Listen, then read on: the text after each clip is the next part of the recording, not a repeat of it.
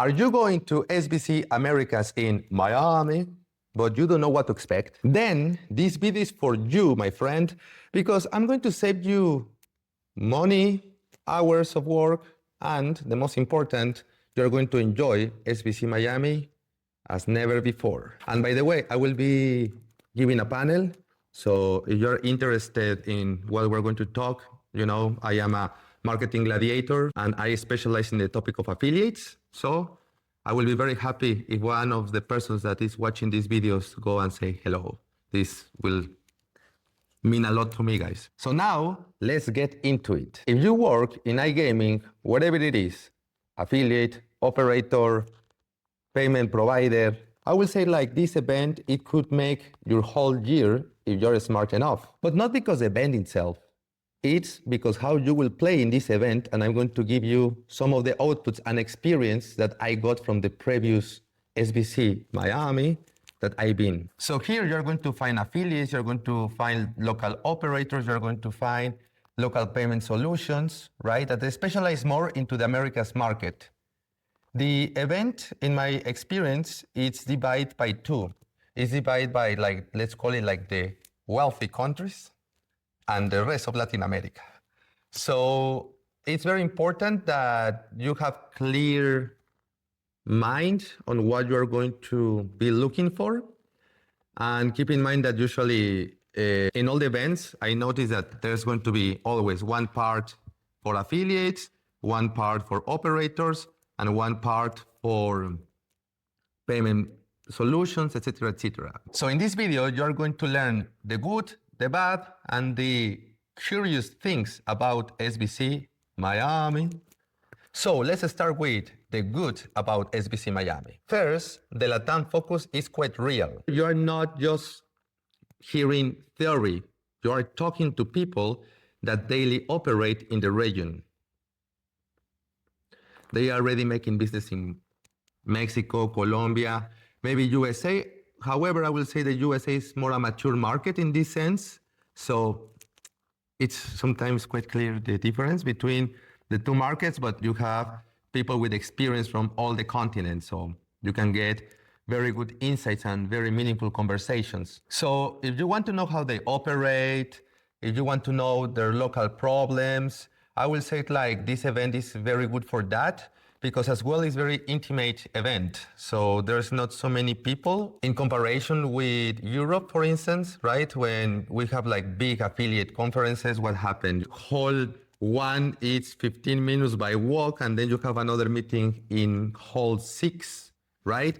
In SBC Miami, this will not happen. SBC Miami is more intimate, it's more small. I will say their own charm. So also one of the things that I really like about SBC Miami is that it's easier to get in touch with decision makers, especially in Latin America. Sometimes and very often it's very hard to get over the layer of people in other iGaming events because it's very massive and you also have to book the time slots for the people that you have to talk with. However, in SBC Miami, as it's smaller, it's easier to talk to those decision makers. So this is also a good point for SBC Miami. Also, another point that I really like about SBC Miami and is good is the organization. They really inform you well about what is going on, the events that will happen. So you can define SBC Miami, like any other iGaming events, as you have the official event, then you have official networking event, sometimes private networking events, the opening party, the closing party, the awards.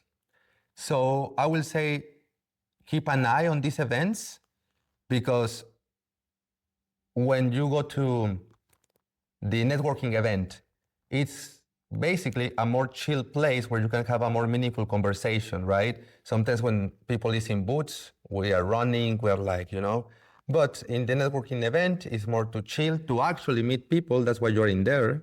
So one of the advices that I always give is bring a lot of business cards. No, and really, bring a lot of business cards and make yourself visible, make yourself memorable by something, by your business card, by something that you say, by something that you were wearing.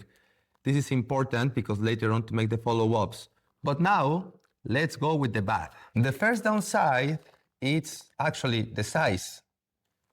Well, the size matters. However, it cannot be so big and cannot be so small. I will say like what I notice and I discuss with other people is that sometimes the event feels a bit too small, right? However, it's very intimate event and all of this. It's the feeling of like there's something missing or like there's empty space. I don't know. It's just keep in mind it's not like any other event in Europe. It's niche, but so the second downside, I mean, obviously, SBC Americas is niche for the American continent. So if you are not thinking to make operations over there, if you are thinking to not move to those markets, the event is not really worth it for you because like, well, I mean, the name says everything, but still some people don't realize this. And now let's talk about the interesting parts of SBC Miami. Well, the parties and the events are good.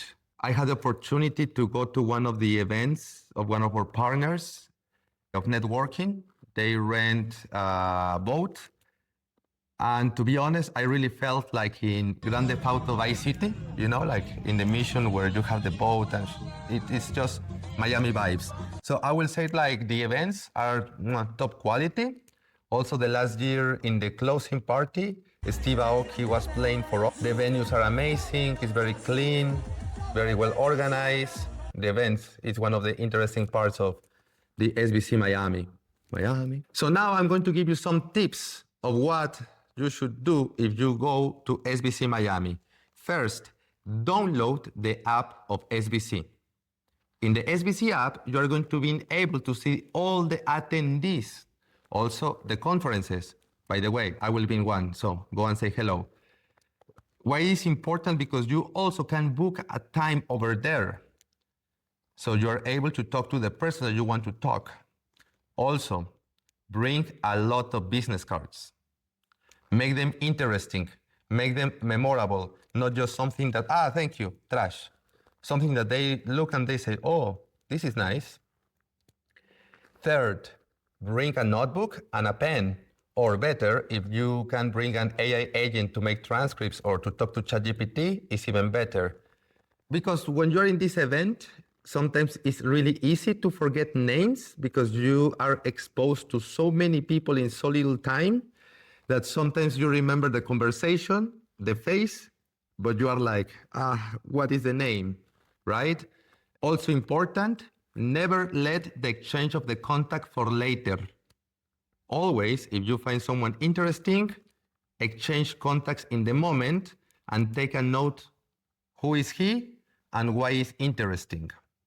This is very important. Go to the panels. Not all the panels, let's be honest, are interesting. Mine is always very interesting. But I will say that research a little bit of who will be taught. Of course, if it's boring, leave. But a pro tip that I found is that usually it's easier to talk to the people in the panel after. You have to understand that for them it's an experience. It's very nice to be in a panel. You feel quite important. So then you're in a better mood when it goes over. And, well, you can see the name of the person, the title. And I will also recommend that you should make good questions. Think, or what are you going to the event? You are going to find affiliates. You are going to find payment method. You are going to find platform. What are you looking for? And then you can start to look for the spots where all these people are. So that's it for today, Marketing Gladiator. If you're going to SBC, please come and say hello to me. If not, we're going to make a video probably recapping what we saw in SBC. Don't forget to subscribe. If you have any doubts, please, you have my contact down somewhere. I'm going to put the contact. Give it a like, subscribe if you want more content for the iGaming industry. My name is Chris. Peace out.